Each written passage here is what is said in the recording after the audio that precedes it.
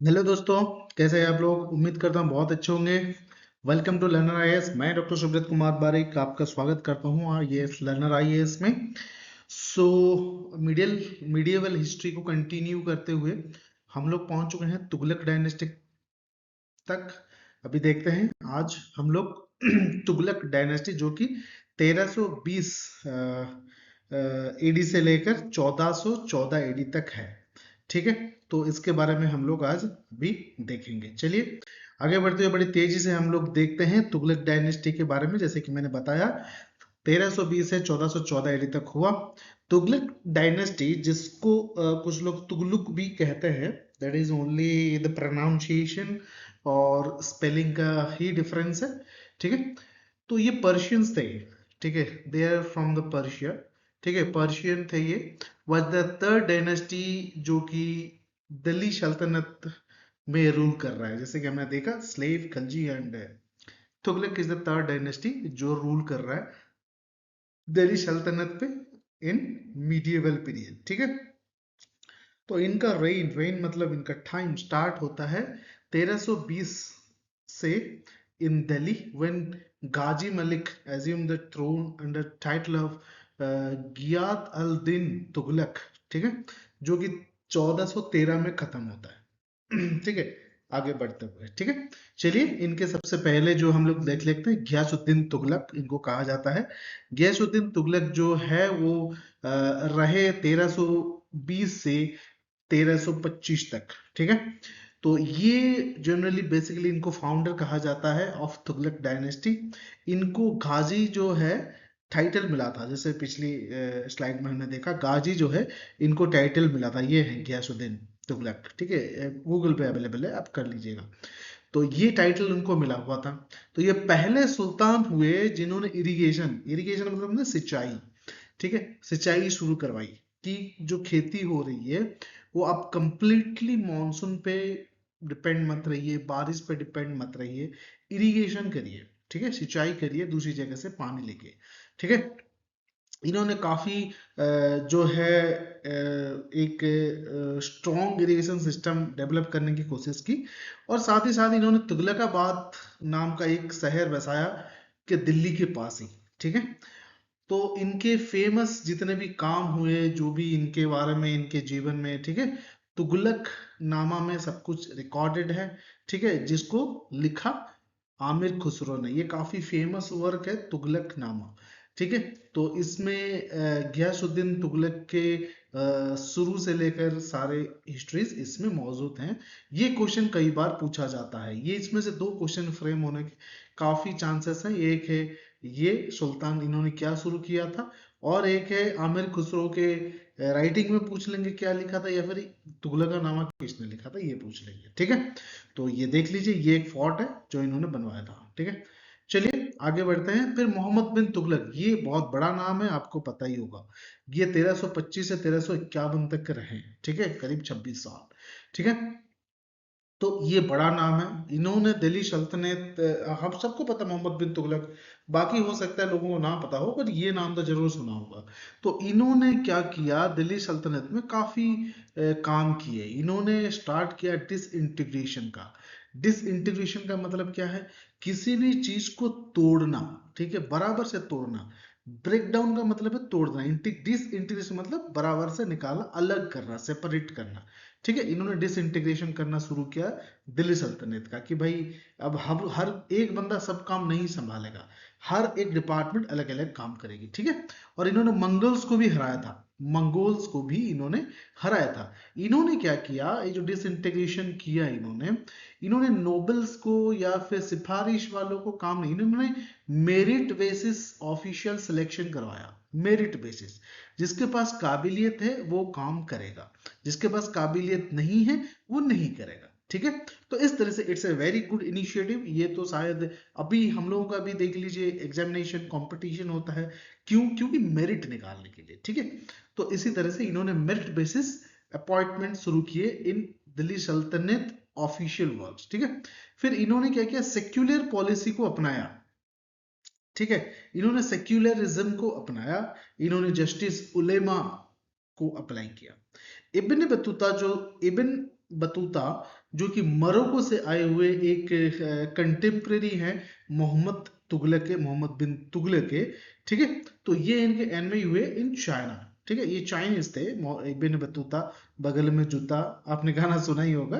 तो ये चाइना से थे। ठीक है, ये उसी टाइम के थे जब मोहम्मद तुगलक हुए। ठीक है, basically he is a traveller. ठीक है, he build fort Adilabad and city जहां जहां बना। ठीक है, इन्होंने एक आदिलाबाद नाम का एक सिटी एस्टेब्लिश करवाया, सॉरी फोर्ट एस्टेब्लिश करवाया, दुर्ग बनाया, और एक सिटी एस्टेब्लिश कराई जिसका नाम इन्होंने रखा जहां बना। ठीक है, तो इनके टाइम में जब मोहम्मद बिन तुगलक या तुगलक डायनेस्टी कंटिन्यू कर रही थी और ये उन समय सिंहासन पे थे, तो ये कॉइन्स उस समय का है। तो साउथ इंडिया में तीन मेजर किंगडम्स उभरे, विजयनगर, बहामनी और मदुराई। इन्हीं के टाइम पे मोहम्मद बिन तुगलक जब दिल्ली में काम कर रहे थे, बाकी रीजन में आगे हम जब रीजनल डायनेस्टीज के बारे में पढ़ेंगे तो इनके बारे में वो आ जाएगा, उसमें मैं कवर कर दूंगा विजयनगर कल परसों में। ठीक है, तो विजयनगर, बहामनी और मदुरई इन्हीं के टाइम पे उभरे। ठीक है, अब मोहम्मद बिन तुगलक क्योंकि काफी काम कर रहे थे और रिसर्च कर रहे थे, तो उन्होंने कुछ एक्सपेरिमेंट्स करवाए, किए अपने। तो इन्होंने सबसे पहले क्या किया, अपने कैपिटल दिल्ली से लेकर देवगिरी शिफ्ट कर दिया, दौलताबाद के नाम से जो फेमस है, वहां पे शिफ्ट किया। ठीक है, तो फिर 2 साल बाद वापस आ गए due to some problem like water supply, agriculture वगैरह, उन सब के प्रॉब्लम की वजह से वो वापस 2-3 साल बाद वापस आ गए। बट इन्होंने सबसे पहले एक्सपेरिमेंट किया कि अपना जो राजधानी है शिफ्ट करके देखते हैं। फिर इन्होंने टोकन करेंसी जो है वो अप्लाई किया। ठीक है, ब्रॉन्ज कॉइन, ठीक है, तो अप्लाई किया। तो सिल्वर कॉइन अप्लाई किया। ठीक है, दिल्ली सल्तनत में। ठीक है, तो इन्होंने पेपर कॉइन अप्लाई किया था, पेपर करेंसी या token currency, sorry paper currency, token currency. ठीक है, तो introduce the copper currency system, later withdraw both. तो आगे चल के इन्होंने उसको विड्रॉ कर लिया, बट इन्होंने कॉपर करेंसी, ब्रॉन्ज कॉइन, ठीक है, सिल्वर टंका, ये सब कुछ इन्होंने इम्प्लीमेंट करने की कोशिश की। These are the experiments what he did, but anyhow it failed. ठीक है, he launch the Khorasan project to counter threat Chinese incursion. ठीक है, तो इन्होंने खोरासन नाम का एक प्रोजेक्ट लॉन्च किया चाइनीज को जो है चाइनीज एनकाउंटर को जो है रोकने के लिए। ठीक है, चाइनीज थ्रेट को रोकने के लिए खोरासन प्रोजेक्ट इन्होंने इंट्रोड्यूस किया, but anyhow it also failed.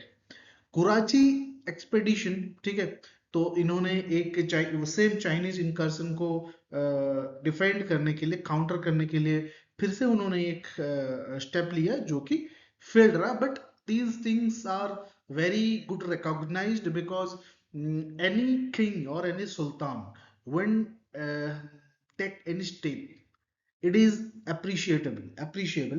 But कई बार क्या होता है ना, कई राजा कोई नया स्टेप या एक्सपेरिमेंट नहीं करते because of the stability. But Mohammad bin Tughlaq attempted many experiments, anyhow it failed, but I think he should be benefited, he must be benefited। he set up दीवानी आमिर। ठीक है, दीवाने आमिर को ही उन्होंने एक अलग से डिपार्टमेंट बनाया। ठीक है, तो जिसमें कल्टीवेशन को इन्होंने प्रमोट किया। ठीक है, और लोगों को क्या है, इन्होंने लोन्स दिया। ठीक है, तकावी लोन्स इन्होंने दिया। ठीक है, कल्टीवेटर्स को कि आप लीजिए और अपना कल्टीवेशन बढ़ाइए, एक्सटेंड करिए। एक अलग से डिपार्टमेंट, जैसे आजकल एग्रीकल्चरल लोन है ना, तो उसी तरह से उन्होंने कोशिश की कि कुछ इनको आर्थिक मदद की जाए और एग्रीकल्चर बढ़ाया जाए। But anyhow it fail due to the corruption of official. आज भी वही हाल है, इसमें कुछ ज्यादा सुधार तो है नहीं, but still government run it. Okay, तो चलिए आगे देखते हैं। फिर फिरोज शाह तुगलक आए, 1351 से 1388 तक रहे। ठीक है, 1351 से लेकर 1388 तक फिरोज शाह तुगलक का रेन था, उनका टाइम था। इन्होंने क्या किया, दिल्ली सल्तनत में इन्होंने ये काफी इतने फेमस नहीं थे जितने मोहम्मद बिन तुगलक हुए, बट इन्होंने काफी चीजें उस समय की। ठीक है, तो सबसे पहले इन्होंने Delhi Sultanate trying to appease the nobles army theologians and all asserting his authority over only such area which could be easily administered from the center। तो इन्होंने एक पॉलिसी ऐसी अपनाई कि सब कुछ सेंटर से हम लोग कंट्रोल करेंगे जितना हो सकेगा। इन्होंने खाने जहान मकबल जो है इन्होंने अपॉइंट किया, ये एक तेलुगु ब्राह्मण हुए, वजीर और prime minister in Delhi Sultanate. ठीक है, तो ये नाम इन्होंने खाने जहां मकबला रख रखा था, बट ये जिनको अपॉइंट किए उस जगह पे वो एक ब्राह्मण थे, तेलुगु ब्राह्मण। ठीक है, इन्होंने अपनी जो आर्मी है वो एक्सटेंड किया। ठीक है, तो इन्होंने हेरिडिटी में जितनी आर्मी मिली थी उन्होंने और बढ़ाया और एक्सटेंड भी किया। The iqta system was not only revived but also was made hereditary. तो इकदा सिस्टम जो पिछले इनके एंसेस्टर्स ने अप्लाई किया था, इन्होंने उसको एक्सटेंड किया, आगे बढ़ाया और इसको चलते रहने के लिए बोला। मालिक सरवार जो हुए प्रोमिनेंट वजीर उस समय के थे, उनके टाइम पे, ही asserted independence and assumed title of मालिक उस सराक, लॉर्ड ऑफ ईस्ट। ठीक है, तो उनको लॉर्ड ऑफ ईस्ट के नाम से फेमस हुए। तो उसी चीज को कंटिन्यू करते हुए मालिक रूल फ्रॉम, जो मलिक थे, जो पिछले उन्होंने जो उनके वजीर थे जिनको ईस्ट जोन का चीफ बना दिया गया, माली के वजीर कहा गया, लॉर्ड ऑफ ईस्ट जोन, मालिक रूल्ड, उन्होंने वो जौनपुर की तरफ वो रूल करे, उन्होंने रूल किया। It was called Shiraz of east, Malik Mohammad Jayasi author of Padmavat lived in Jaunpur. ठीक है, ये जो मालिक मोहम्मद जैशी हैं जिन्होंने पद्मावत लिखा, वो वहां पे आगे रहे। ठीक है, तो इस तरह से इनके बारे में यहाँ पे कंप्लीट चीजें हमने दे रखी थी। जैसे कि यहाँ पे उन्होंने Muslim women going to worship, इन्होंने आउट ऑफ वर्शिप इन्होंने प्रोहिबिट कर रखा था। इन्होंने जो है वॉल पेंटिंग, जितने भी पैलेस में हुआ करता था, उनके पैलेस में जितने भी वॉल पेंटिंग्स हुआ करती थी, इनको इरेज कर रहे थे, मतलब मिटा रहे थे। ठीक है, तो इन्होंने कई सारे कैनल्स बनवाए, इन्होंने हॉस्पिटल्स बनाए, जिसको दार उल सिफा कहा जाता है। ठीक है, इन्होंने 2 टाउन एस्टेब्लिश कराए जिसको हिसार और फिरोजाबाद का आज भी है, हिसार और फिरोजाबाद। तो इन्होंने दिल्ली सल्तनत में कई सारे नए अलग अलग डिपार्टमेंट्स ओपन कराए हैं, जिसको आगे चल के इनके रूलिंग में इजी हो। ठीक है, दीवानी खैरत, जो कि मैरिज ऑफ पुअर गर्ल्स, इन्होंने एक इसमें आपको खैरत तो एक ऐसा मतलब सुनी सुनाया वर्ड है, खैरात देना। ठीक है, जो पुअर लोग उस समय हुआ करते थे, जो गर्ल्स की शादी नहीं हो पा रही है वगैरह वगैरह, तो इन्होंने एक प्रोविजन शुरू कराया, वो उनकी शादी करवा देते हैं। ठीक है, इन्होंने डिपार्टमेंट पब्लिक वर्क एक बनवाया, दीवान बंदागन। ठीक है, डिपार्टमेंट ऑफ स्लेब्स, उस समय स्लेब की खरीद बिक्री होती थी। ठीक है, तो उसका एक अलग से इन्होंने डिपार्टमेंट बनाया था। ठीक है, 2 नए कॉइन इन्होंने इंट्रोड्यूस कराया, आधा 50% जिसको जिताल कहा जाता था, और बीच 23% जिसको जिताल, 23% जिताल। ठीक है, तो जिताल एक है, उसका 23% को बीच कहा जाता था, और आधा 50% ऑफ द जिताल। ठीक है, तो उन्होंने 2 एक्सपेडिशंस टू बंगाल, दो बार उन्होंने जो बंगाल पे वो करना, अधिकार करने की कोशिश की। ठीक है, तो वो दोनों बार फेल रहे। Bengal become free from control of Delhi Sultanate. ठीक है, फिर बंगाल फ्री हो गया। आगे चल के उसके बारे में भी देखेंगे कौन से डायनेस्टी वहां पे आया। ठीक है, उन्होंने रॉयल फैक्ट्रीज शुरू कराया, जिसको कारखानास कहा जाता था। ठीक है, बहुत सारे लोगों को वहां पे स्लेव बना के खटाया जाता था। ठीक है, उन्होंने 4 टैक्सेस बनाए। ठीक है, by Islamic kharaj, land tax, khams 1/5 of the looted property during war, jizya religion tax on Hindus. ठीक है, जकात जो कि 2.5% of the income of Muslim which was paid for the welfare of Muslim subjects of the religion. ठीक है, समझ गए, एक बन गया इनका जो है बाय द इस्लामिक खराज। ठीक है, फिर खाम्स, फिर जजिया, और फिर जकात। तो इन्होंने 4 तरह के टैक्स लगाए।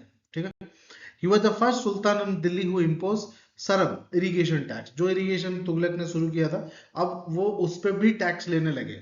ठीक है, तो ये समझ गए आप थोड़ा सा इनके बारे में। अब नजरुद्दीन मोहम्मद के बारे में देखते हैं। ठीक है, तो इनको लास्ट रूलर कहा जाता था, जो कि 1390 से 1398 तक रूल करते हैं। तैमूर, जब तैमूर ने इन्वेजन किया 1398 में, तब इनकी काफी, देखिए हर डायनेस्टी में इनिशियली बड़े स्ट्रॉन्ग फाउंडर्स होते हैं, फिर बीच में उनको एक्सपैंड करते हैं, जिनित तक लेके जाते हैं, अल्टीमेटम करते हैं, कई कंस्ट्रक्शन, कई अच्छे अच्छे रूल्स बनाते हैं, फिर धीरे धीरे जो है ना उनके जो सक्सेसर्स आते जाते हैं वो काफी वीक हो जाते हैं और इन्वेडर्स उन पर रूल करने लगते हैं। तो उसी तरह ही तुगलक में नसीरुद्दीन मोहम्मद, जो कि लास्ट रूलर कहा जाता है क्योंकि ये काफी वीक थे, और तैमूर ने जब इन्वेजन किया 1398 में, और ये हार गए दिल्ली सल्तनत, ठीक है। तो तैमूर जब आए ये हार गए, तो उनको कोई अपोज करने वाले था नहीं, तो वहां से उनका शुरू हो गया, ठीक है। तो दिल्ली सल्तनत पूरा डिसइंटीग्रेट हो गया 15th सेंचुरी में, ठीक है। तो जब वो डिसइंटीग्रेट हुआ, तो देखिए अगर 10 लोग काफी थोड़े बहुत ताकतवर लोग एक बड़े नेता के अंडर हैं और वो नेता मर जाता है, तो क्या होता है ना, तो वो जो लोग हैं अपने अपने खुद का एक एक स्टार्टअप शुरू करते हैं, ठीक है। तो उसी तरह से हुआ जब दिल्ली सल्तनत में जब खत्म हो गया इनका, तो जो लोकल लोग थे, जो छोटे छोटे मालवा गुजरात, ठीक है, वो सब थे, वो सब इंडिपेंडेंट होने लगे, क्योंकि ये इनके कंट्रोल में थे, इंडिपेंडेंट होना चाहते थे, अब कोई कंट्रोल करने वाला है नहीं, तो वो इंडिपेंडेंट होने लगे। तो इसी तरह से 1412 में तुगलक एम्पायर खत्म हो जाता है, ठीक है। जब तुगलक एम्पायर खत्म हो जाता है, वहां से शुरू होता है इंडिपेंडेंट लोगों का, मतलब रीजनल पावर दिखने को लगता है, और उसके बाद ही, उसी समय ही मुगल एम्पायर की शुरुआत हो जाती है। तो हम इस वीडियो के बाद अभी नेक्स्ट हम लोग देखेंगे तो रीजनल पावर्स और रीजनल डायनेस्टीज और रीजनल किंगडम, जैसे असम में अहोम हो गया, उड़ीसा में गजपतीज आ गए, ठीक है। तो इसी तरह से हम लोग देखेंगे हम अलग अलग जगह पे कौन कौन डायनेस्टीज शुरू हुए, और उसके बाद हम लोग सीधा चलेंगे विजयनगर एम्पायर, जो अभी हमने देखा ड्यूरिंग द मोहम्मद बिन तुगलक, विजयनगर, बहामनी और मदुराई, उनके बारे में देखेंगे। फिर हम लोग मुगल की ओर जाएंगे, फिर उनके डिक्लिनेशन के बाद मॉडर्न हिस्ट्री शुरू हो जाएगा। चलिए, तो ये क्विक रिवीजन था हमारे तुगलक डायनेस्टीज के बारे में। उम्मीद करता हूँ अच्छा लगा होगा। Thank you very much. जो लोग देख रहे हैं काइंडली सब्सक्राइब करिए चैनल को, ताकि आपको जो आने वाले वीडियोस हैं उनको नोटिफिकेशन मिलता रहे, और साइमल्टेनियसली जो आपके दोस्त प्रिपेयर कर रहे हैं या फिर जो लोग कॉम्पिटिटिव की तैयारी कर रहे हैं, not only for the civil services examination, but जो अलग एग्जाम के लिए भी तैयारी कर रहे हैं, वो लोग भी इसको एज ए रिवीजन सेशन ले सकते हैं और इसको देख सकते हैं। Thank you very much for watching. I hope आपको अच्छा लग रहा है। सब्सक्राइब कर दीजिए चैनल को, अगर वीडियो पसंद आ रहा हो तो एक लाइक बटन जरूर दबाइए, अच्छा लगता है। Okay, thank you very much and see you soon in next video.